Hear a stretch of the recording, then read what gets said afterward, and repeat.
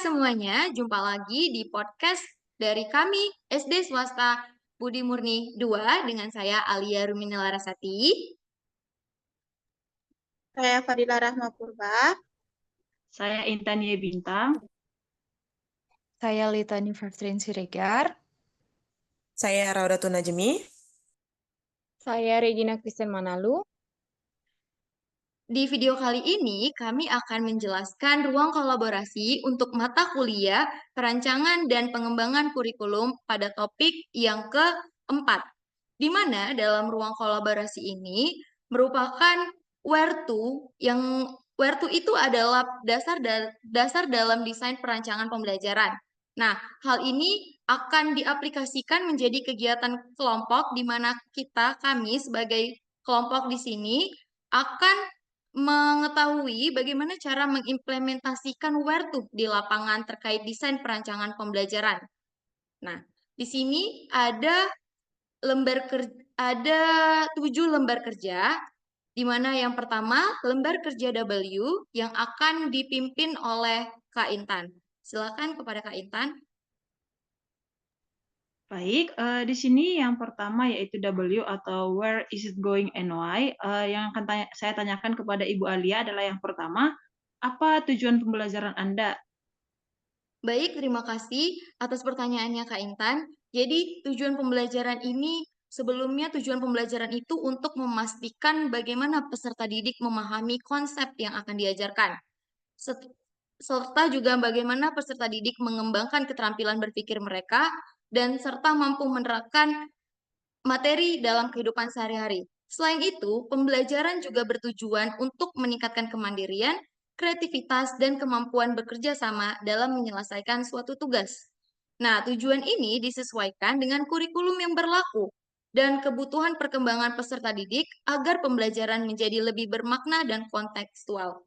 Seperti contoh, tujuan pembelajaran pada mata pelajaran matematika di kelas 1 yaitu setelah menyimak video pembelajaran dan juga mengerjakan lembar kerja peserta didik diharapkan dapat menentukan bilangan yang lebih besar, lebih kecil dari bilangan lainnya dengan benar. Nah, melalui tujuan pembelajaran yang tadi, peserta didik itu diharapkan mampu membandingkan bilangan dengan menggunakan kata lebih besar, lebih kecil, serta memahami penggunaan simbol lebih kecil dari dan lebih besar dari dalam perbandingan bilangan. Baik, terima kasih atas jawabannya untuk Alia. Kemudian pertanyaan kedua yaitu bagaimana posisi kemampuan peserta didik dilihat dari tujuan pembelajaran tersebut? Baik, terima kasih. Nah, jadi posisi kemampuan peserta didik dilihat dari tujuan pembelajaran tersebut dapat diidentifikasi melalui asesmen awal, observasi, diskusi, atau refleksi diri siswa. Dengan mengetahui tingkat pemahaman awal, kita sebagai guru dapat menyesuaikan strategi pengajaran agar lebih efektif. Misalnya, siswa yang sudah memahami konsep dapat diberikan tantangan tambahan, sementara siswa yang masih kesulitan mendapatkan bimbingan lebih lanjut. Hal ini membantu kita memastikan bahwa setiap peserta didik mendapatkan pengalaman belajar yang sesuai dengan kebutuhannya. Baik, terima kasih untuk jawabannya. Kemudian pertanyaan yang ketiga di W ini adalah mengapa tujuan pembelajarannya seperti itu? Baik, terima kasih untuk pertanyaannya. Tujuan pembelajarannya disusun seperti itu agar sesuai dengan kurikulum, relevan dengan kehidupan sehari-hari peserta didik, serta mendukung perkembangan kognitif dan sosial emosional mereka. Pembelajaran yang memiliki tujuan yang jelas akan membantu peserta didik memahami manfaat dari materi yang dipelajari serta meningkatkan motivasi belajar mereka. Selain itu, tujuan ini juga dirancang agar siswa tidak hanya menghafal teori, tetapi juga mampu berpikir kritis, menganalisis, dan menerapkan konsep dalam berbagai situasi. Terima kasih. Baik, untuk pertanyaan yang keempat ya dari W ini yaitu yang keempat, tentukan unjuk kerja yang di sini dilihat dari 6 unjuk kerja. Coba misalnya bisa disebutkan kepada Alia. Oke, terima kasih. Untuk unjuk kinerja yang dapat digunakan untuk menilai pemahaman peserta didik yang dari 6 unjuk kerja itu, yang pertama ada penjelasan atau explanation, di mana siswa dapat menjelaskan kembali konsep yang telah dipelajari dengan kata-kata mereka sendiri atau dengan bahasa mereka sendiri.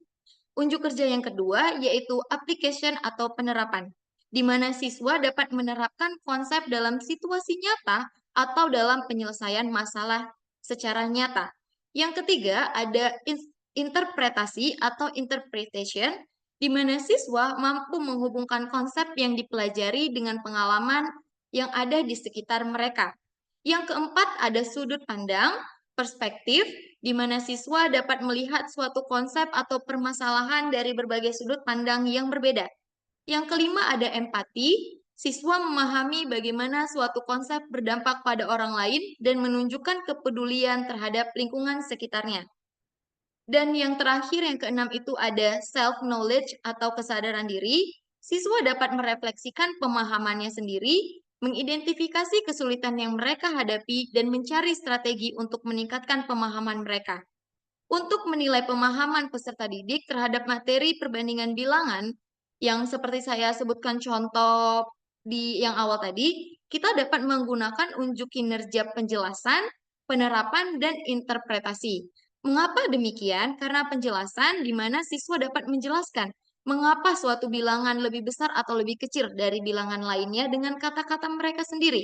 Yang untuk penerapannya, siswa mampu menggunakan konsep perbandingan bilangan dalam situasi nyata seperti membandingkan jumlah buah dalam dua tempat atau membandingkan angka dalam sebuah permainan.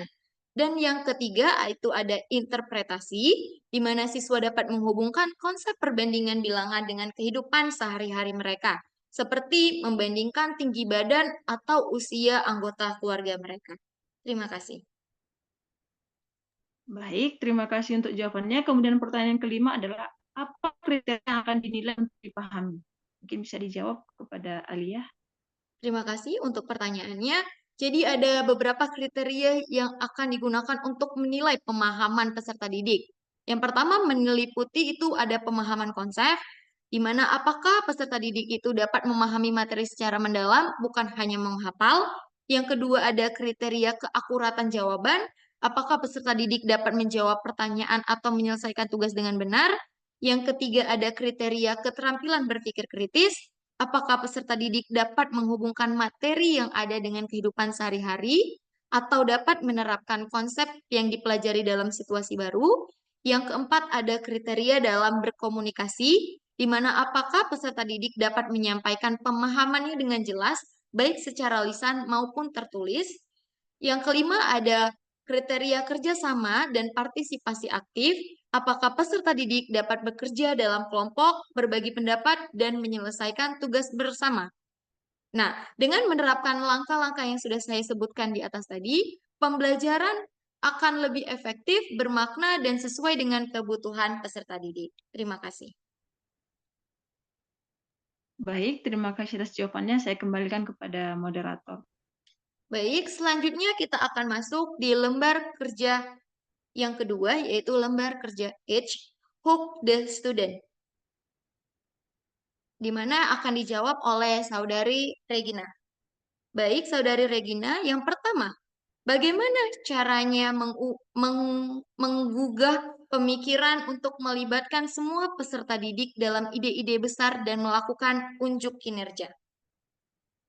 Baik, terima kasih atas pertanyaannya. Yang pertama itu kita dapat memberikan pertanyaan pemantik yang sesuai dengan pengalaman kehidupan peserta didik.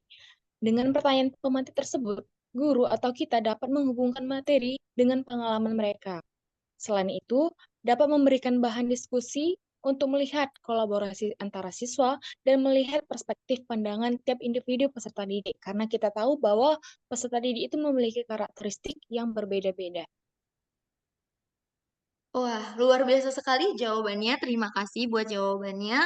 Yang kedua, situasi apa saja yang dapat melibatkan peserta didik untuk membuat ide-ide besar segera menarik, konkret, dan sangat penting? Oke, baik, terima kasih. Situasi ya. Kalau membahas situasi, gurulah yang berperan penting dalam mengendalikan situasi peserta didik atau situasi di dalam kelas. Nah, situasi yang mendukung pembelajaran itu adalah situasi yang menarik dan konkret. Dengan situasi menarik dan konkret ini, guru dapat menghubungkan langsung dengan kehidupan peserta didik materi pembelajaran. Nah, misalnya menghubungkan materi dengan isu-isu sosial seperti masalah yang sedang terjadi, hal-hal yang dihadapi peserta didik dalam kehidupan sehari-hari. Dengan menyesuaikan pembelajaran dengan materi yang diajarkan, membuat siswa berperan aktif dalam memecahkan masalah dan membuat materi terasa lebih konkret dan penting dan mudah dipahami oleh peserta didik. Terima kasih buat jawabannya. Yang ketiga, bagaimana pendekatan penyampaian materi sehingga menghasilkan minat dan keingintahuan terhadap materi? Oke, pendekatan yang digunakan harus sesuai dengan kebutuhan peserta didik. Ya, pendekatan yang digunakan harus interaktif dan kontekstual. Misalnya, melakukan praktek pada saat pembelajaran dan menggunakan teknologi. Nah, teknologi sekarang sudah banyak, misalnya pembelajaran berbasis teknologi melalui video atau games online, word wall quizzes misalnya, dan yang memberikan pengalaman menarik untuk peserta didik sehingga meningkatkan minat belajar mereka. Terima kasih buat jawabannya. Dan pertanyaan yang keempat, peluang macam apa yang bisa menopang minat belajar, terutama ketika keadaan pembelajaran terasa sulit? Oke, sebenarnya ini berkesinambungan dengan pertanyaan ketiga, dengan kita memberikan permainan edukatif atau simulasi yang berkaitan dengan materi, sehingga pembelajaran itu terlihat lebih menarik. Misalnya, memberikan games word wall berdasarkan materi yang sudah diajarkan sebelumnya. Kemudian dapat memberikan pembelajaran sosial emosional untuk mengembalikan semangat peserta didik. Selain itu, kita dapat memberikan akses ke platform pembelajaran digital, misalnya melalui video pembelajaran yang interaktif. Terima kasih. Dan yang terakhir, pertanyaan yang kelima untuk lembar kerja H itu, apa saja hambatan yang menimbulkan kecilnya pengambilan risiko, rendahnya imajinasi, dan kurangnya berani untuk mempertanyakan dan ketidakmampuan memutuskan? Baik, terima kasih. Jadi hambatan itu yang pertama itu adalah takut untuk gagal. Jadi peserta didik ini merasa takut untuk melakukan sesuatu ya. Mereka lebih memilih zona nyamannya untuk menghindari tantangan-tantangan baru yang tantangan-tantangan baru ini seharusnya menjadi pengalaman yang berharga untuk mereka sendiri ya. Selanjutnya adalah kurangnya rasa percaya diri. Rasa percaya diri ini dapat berupa bertanya atau menjawab pertanyaan guru di dalam kelas ya. Selanjutnya adalah kurangnya ruang untuk berpikir kreatif dan eksperimental dalam pembelajaran sehingga bisa membatasi imajinasi anak itu sendiri. Baik, terima kasih buat jawaban yang luar biasa dari Saudari Regina. Selanjutnya untuk lembar kerja I, Explore, Equate, dan Experience akan dilanjutkan dibawakan oleh Saudari Regina. Silakan, dipersilakan. Oke, untuk age adalah Explore, Equip, Experience. Kepada Saudari Rauda, apakah sudah ada di dalam Zoom? Ya, sudah ada. Saya ada di sini. Oke, pertanyaan pertama, bagaimana caranya peserta didik akan terlihat dalam mengeksplorasi ide-ide besar dan pertanyaan penting? Oke, terima kasih Saudari Regina atas pertanyaannya. Saya akan menjawab pertanyaan pertama, yaitu bagaimana melibatkan peserta didik dalam mengeksplorasi ide-ide besar dan pertanyaan penting. Oke, jawabannya adalah seseorang guru dapat menggunakan pendekatan yang menyenangkan dan interaktif. Agar siswa lebih mudah terlibat, hal-hal interaktif itu dapat diterapkan seorang guru, seperti bermain peran, cerita, atau eksperimen sederhana yang mendorong rasa ingin tahu mereka. Melalui diskusi kelompok kecil atau kegiatan berbasis proyek, siswa dapat diajak untuk mengajukan pertanyaan dan mencari jawaban secara bersama. Penggunaan media visual, permainan edukatif, dan bahan ajar yang kontekstual juga bisa membantu menghubungkan ide-ide besar dengan pengalaman sehari-hari mereka, sehingga mereka merasa terlibat dalam proses pembelajaran. Nah, dari penjelasan yang sudah saya jelaskan tadi, berarti di sini untuk menimbulkan ide-ide penting dari masing-masing peserta didik, perlunya inisiatif guru untuk melakukan hal-hal yang dimana bisa memancing ke apa ya, keluar biasaan yang dimiliki siswa, yaitu seperti rasa ingin tahu. Kalau mereka terlibat kan jadi mereka lebih berperan ya. Kalau mereka berperan maka mereka akan lebih aktif. Oke, itu dari jawaban pertanyaan pertama. Oke, pertanyaan yang kedua, kegiatan belajar apa untuk penampilan kemampuan puncak siswa, pekerjaan rumah, dan pengalaman di luar kelas apa yang diperlukan untuk memungkinkan peserta didik mengembangkan dan memperdalam pemahaman mereka tentang ide-ide penting tadi? Baik, saya akan menjawab pertanyaan selanjutnya. Seperti yang sudah kita ketahui bersama bahwa pendidikan itu dapat terlaksana dengan baik atau sempurna apabila ketiga aspek dapat terpenuhi, termasuk aspek yang ada di lingkungannya gitu, yaitu pertama di keluarganya. Nah, kegiatan belajar siswa untuk penampilan kemampuan puncak siswa dapat meliputi proyek kreatif seperti membuat poster. Itu biasa dilakukan di sekolah maupun di rumah. Presentasi atau model yang menampilkan pemahaman mereka tentang topik tertentu. Nah, selanjutnya seperti yang sudah saya katakan tadi, ketika mereka sudah melakukan tugas-tugas di sekolah, maka mereka akan lebih sempurna atau lebih baik lagi pemahamannya apabila dilakukan juga di rumah gitu. Tugas rumah yang relevan seperti membuat jurnal atau tugas proyek kecil dapat membantu mereka mengasah keterampilan berpikir kritis dan aplikatif.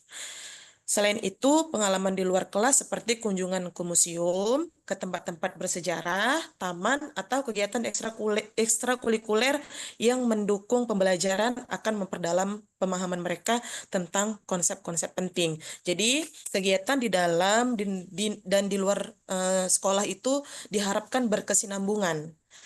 Kegiatan ini memungkinkan siswa untuk menghubungkan pengetahuan yang didapat di sekolah dengan dunia nyata, memperkaya perspektif mereka, dan meningkatkan minat belajar mereka. Demikian. Oke, jawaban yang sangat luar biasa ya. Untuk selanjutnya saya serahkan kepada moderator. Baik, terima kasih. Kita akan lanjut di lembar kerja yang keempat, yaitu lembar kerja R, Rethink, Revisit, and Revise, yang akan dipimpin oleh Saudari Rauda. Kepada Saudari Rauda, kami persilahkan. Oke, baik. Terima kasih kesempatannya, moderator.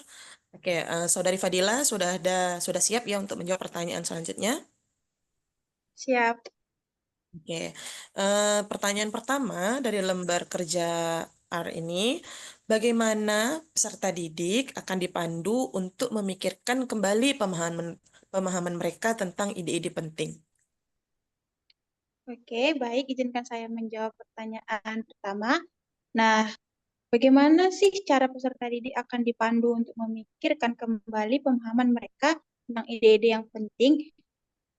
Nah, caranya itu eh, bisa dimulai dengan memandu peserta didik untuk melakukan diskusi kelompok, di mana pada diskusi kelompok itu peserta didik akan saling berbagi pemahaman dan memperbaiki kesalahan atau ketidaktahuan mereka. Kemudian bisa juga melakukan refleksi pribadi, yang mana refleksi pribadi ini akan mengajak peserta didik untuk menulis refleksi tentang materi yang mereka pelajari dan bagaimana mereka memahami materi tersebut. Kemudian ada yang namanya pemecahan masalah. Pemecahan masalah ini memberikan situasi masalah yang menantang dan meminta peserta didik untuk mengaplikasikan ide-ide penting tersebut dalam konteks baru untuk membantu mereka memeriksa dan mengonfirmasi pemahaman mereka. Kemudian yang terakhir ada yang namanya pertanyaan terbuka, di mana pertanyaan terbuka ini mengharuskan peserta didik untuk mengajukan pertanyaan atau guru yang mengajukan pertanyaan untuk merangsang pemikiran dan memungkinkan peserta didik untuk mengeksplorasi ide-ide mereka lebih dalam, serta mempertanyakan asumsi yang ada dalam pemahaman mereka. Seperti itu. Oke, pertanyaan selanjutnya. Bagaimana produk dan pertunjukan peserta didik dapat ditingkatkan melalui revisi berdasarkan penilaian diri dan umpan balik? Nah, produk dan pertunjukan peserta didik dapat ditingkatkan melalui revisi dengan melibatkan proses penilaian diri yang reflektif dan umpan balik yang konstruktif. beberapa langkah yang dapat dilakukan. Yang pertama yaitu adalah penilaian diri, di mana penilaian diri ini akan mengajak peserta didik untuk mengevaluasi sendiri hasil kerja mereka berdasarkan kriteria tertentu, di mana kriteria tersebut akan membantu mereka mengidentifikasi area yang perlu diperbaiki atau yang perlu diperkuat. Kemudian ada umpan balik yang spesifik. Umpan balik spesifik ini akan memberikan hasil yang jelas, konkret, ataupun spesifik tentang apa yang sudah baik dan apa yang perlu diperbaiki dalam produk atau pertunjukan mereka. Umpan balik tersebut dapat datang dari guru, teman sejawat, atau bahkan dari diri mereka sendiri. Setelah itu ada namanya revisi berkelanjutan, di mana kegiatan ini mengizinkan peserta didik untuk melakukan revisi berdasarkan umpan balik tadi yang diberikan dan memfasilitasi kesempatan bagi mereka untuk meningkatkan pekerjaan mereka sebelum dilakukan penilaian final. Yang terakhir itu adalah refleksi terhadap umpan balik. Setelah melakukan revisi tadi, peserta didik didorong untuk merefleksikan umpan balik yang diterima, di mana mempertimbangkan cara-cara untuk meningkatkan kualitas produk atau pertunjukan mereka dan membuat keputusan yang berdasarkan pada refleksi tersebut. Oke, pertanyaan selanjutnya, bagaimana peserta didik didorong untuk merenungkan pembelajaran dan kinerja yang telah mereka lakukan? Peserta didik dapat didorong untuk merenungkan pembelajaran dan kinerja mereka melalui beberapa pendekatan seperti yang ada pada pertanyaan 1 dan 2, yang mana ada yang namanya jurnal refleksi. Nah, jurnal refleksi ini mendorong peserta didik untuk menulis refleksi setelah setiap pembelajaran atau setelah melakukan tugas besar. Nah, mereka ini nantinya akan merefleksikan apa yang mereka pelajari, bagaimana cara mereka belajar, dan apa yang perlu mereka perbaiki. Kemudian ada diskusi reflektif.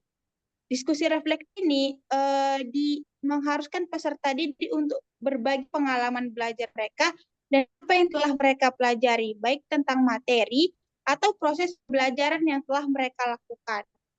Setelah itu ada penetapan tujuan pribadi. Nah, kegiatan ini mengajak peserta didik untuk menetapkan tujuan belajar yang spesifik dan mengajak mereka untuk mengevaluasi kemajuan mereka untuk mencapai tujuan yang telah direncanakan. Yang terakhir itu adalah pertanyaan pemandu, di mana kita sebagai guru memberikan pertanyaan yang merangsang refleksi terkait pembelajaran. Contohnya itu seperti apa yang paling kamu pelajari dari pengalaman ini, atau apa yang akan kamu lakukan jika diberikan kesempatan kedua dari pertunjukan tersebut. Nah, dengan pendekatan-pendekatan ini, peserta didik dapat lebih terlibat dalam proses pembelajaran mereka dan terus meningkatkan pemahaman serta kinerja mereka. Seperti itu. Terima kasih. Oke. Terima kasih Fadila atas jawaban-jawabannya. Selanjutnya saya kembalikan ke moderator. Baik, terima kasih. Kita akan lanjut di lembar kerja yang ke-5, yaitu lembar kerja I, Exhibit dan Evaluate, yang akan dipandu oleh Saudari Fadila. Kepada Saudari Fadila, waktu dan tempat dipersilakan.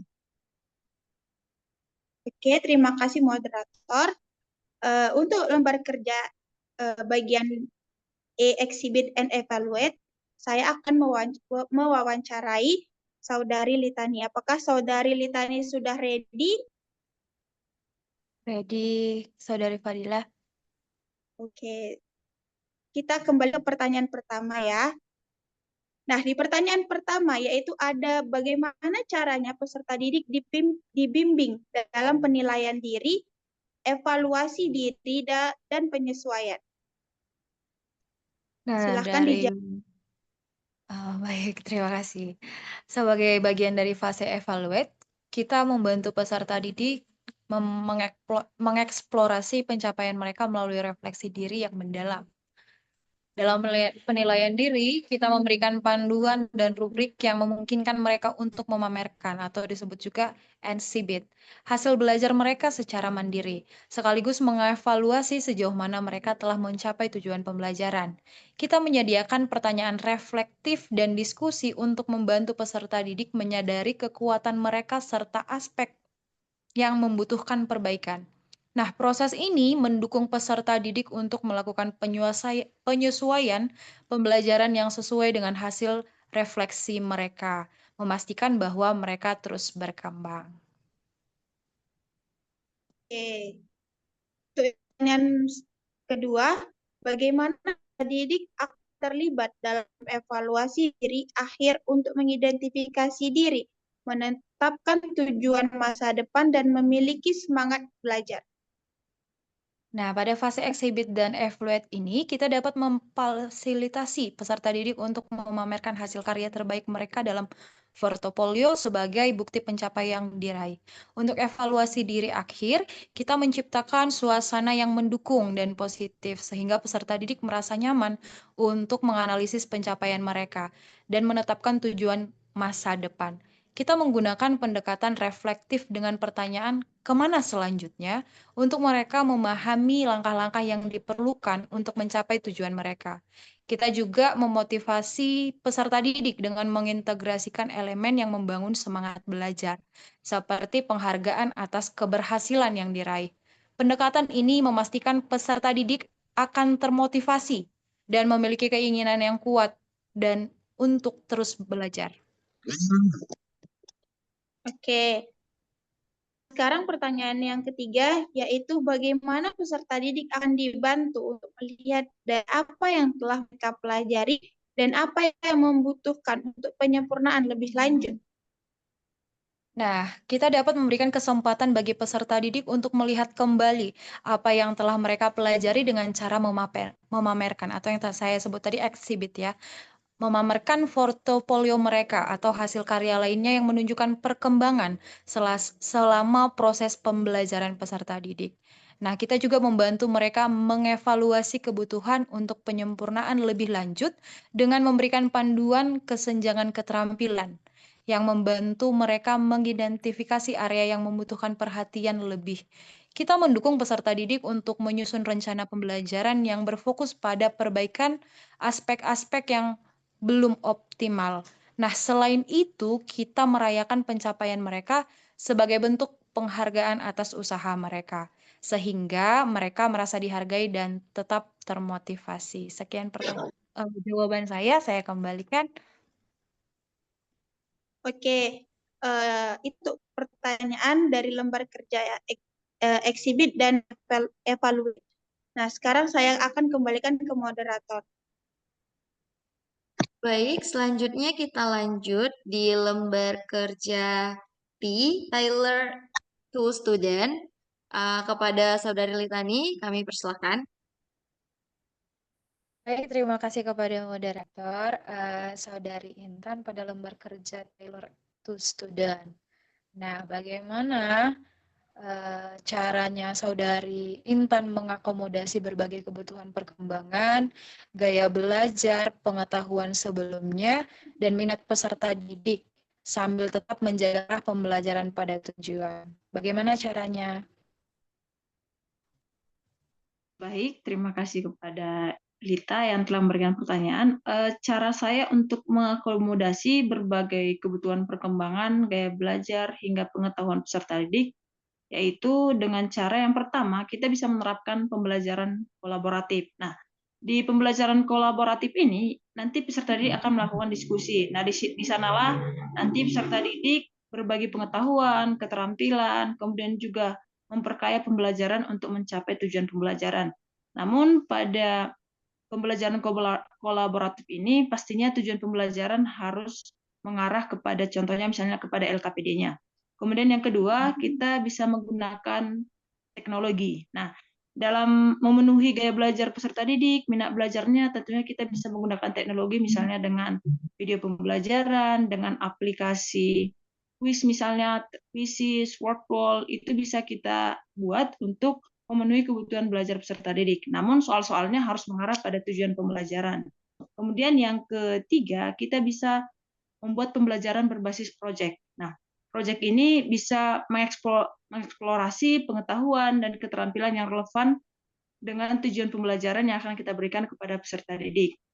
Misalnya, contohnya pada teks prosedur. Nah, di sana kita bisa membuat pembelajaran berbasis proyek, misalnya langkah-langkah membuat celengan. Nah, proyeknya misalnya peserta didik bisa membuat celengan di dalam pembelajaran tersebut. Dan yang keempat yaitu kita bisa memberikan umpan balik yang membangun. Nah, umpan balik ini untuk mengetahui apa yang menjadi kurang saat pembelajaran tersebut, kemudian juga nanti untuk memahami kemajuan yang ada pada peserta didik tersebut. Mungkin itu saya jawabannya, saya kembalikan kepada Lita. Baik, setelah mengakomodasi berbagai kebutuhan peserta didik. Nah, bagaimana saudara menyesuaikan rencana pembelajaran apabila ada perubahan kondisi dalam pembelajaran, sehingga dapat memaksimalkan keterlibatan dan efektivitas pembelajaran? Baik, terima kasih atas pertanyaannya. Cara saya menyesuaikan rencana pembelajaran apabila ada perubahan kondisi dan kemudian memaksimalkan keterlibatan dan efektivitas pembelajaran. Yang pertama yaitu memastikan tujuan pembelajaran tetap tercapai dan relevan terhadap perubahan yang dilakukan. Contohnya misalnya peserta didik ini kita buat tadi kan kolaboratif. Nah, peserta didik misalnya ada beberapa kelompok yang kurang paham terhadap pembelajaran pada saat itu. Tetapi cara kita agar tidak lari dari tujuan pembelajaran, kita memastikan apakah peserta didik tersebut telah memahami pembelajaran pada saat itu dan tujuan pembelajaran sudah tercapai. Kemudian yang kedua, kita bisa mengoreksi pemahaman peserta didik dengan kesimpulan bersama yang akan kita lakukan terhadap peserta didik tersebut. Mungkin itu saya jawabannya, saya kembalikan kepada moderator. Baik, terima kasih buat Saudari Lita dan Saudari Intan yang sudah menjawab pertanyaan untuk lembar kerja T. Selanjutnya lembar kerja yang terakhir, yaitu lembar kerja O, organize, di mana di sini ada 3 pertanyaan. Pertanyaan pertama, pengalaman belajar apa yang paling baik sehingga dapat mengembangkan dan memperdalam pemahaman peserta didik? Kepada Saudari Intan, kami persilakan untuk menjawab.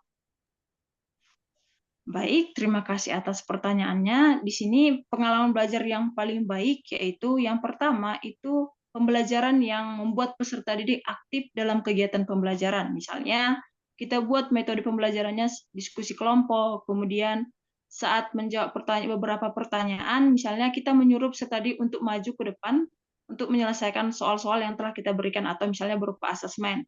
Kemudian yang kedua, kita bisa membuat pengalaman belajar yang menarik dengan menggunakan teknologi tadi. Misalnya kita menggunakan video pembelajaran, tetapi tidak lari dari tujuan pembelajaran yang telah kita tetapkan sebelumnya. Kemudian yang ketiga, kita bisa membuat praktik dalam pembelajaran. Nah, misalnya contohnya dalam pelajaran seni tari. Nah, seni tari kan misalnya ada materi pola lantai. Nah, kita bisa membuat peserta didik ini untuk praktek bagaimana bentuk-bentuk pola lantai. Seperti itu. Mungkin itu saya jawaban dari saya. Saya kembalikan kepada moderator. Baik, terima kasih buat jawaban yang luar biasa. Yang selanjutnya pertanyaan kedua, bagaimana meminimalkan kemungkinan kesalahpahaman? Baik, terima kasih untuk pertanyaannya. Cara untuk meminimalkan kemungkinan kesalahpahaman, yang pertama itu misalnya terjadi kesalahpahaman materi, misalnya pada peserta didik. Kita pertama bisa menjelaskan materi secara jelas dan terstruktur. Nah, secara jelas ini artinya guru memberikan atau guru sebagai fasilitator untuk menjelaskan materi ini jelas dan terstruktur, dan kemudian juga kita bisa menggunakan berbagai metode pembelajaran, misalnya dengan audio, visual, video, dan kemudian juga tulisan. Nah, kemudian juga selanjutnya kita bisa menghubungkan materi pembelajaran dengan kehidupan sehari-hari atau kontekstual agar peserta didik bisa menyelaraskan antara teori dan materi pembelajaran tadi secara kontekstual. Kemudian yang terakhir, kita bisa memeriksa pemahaman peserta didik agar tidak terjadi kesalahpahaman materi tadi. Seperti itu. Saya kembalikan kepada Moderator. Baik, selanjutnya pertanyaan yang terakhir untuk lembar kerja O.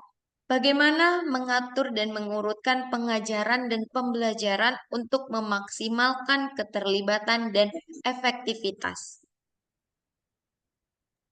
Baik, terima kasih untuk pertanyaan terakhir, yaitu cara untuk mengatur dan mengurutkan pengajaran dan pembelajaran untuk memaksimalkan keterlibatan dan efektivitas pembelajaran ini, seperti yang kita ketahui bahwa kita telah mempelajari yang namanya pendekatan pembelajaran, yaitu UBD atau Understanding by Design. Yang pertama, tentunya kita harus menentukan tujuan pembelajaran. Kemudian yang kedua, menentukan asesmen atau penilaian. Kemudian yang ketiga, kita membuat kegiatan pembelajaran.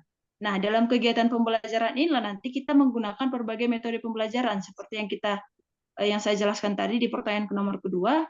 Kemudian kita juga dapat memfasilitasi keterlibatan peserta didik. Contohnya misalnya kita membuat pembelajaran secara kolaboratif, kemudian kita membuat pembelajaran berbasis proyek agar nanti keterlibatan dan efektivitas pembelajaran ini bisa melibatkan siswa secara partisipasi.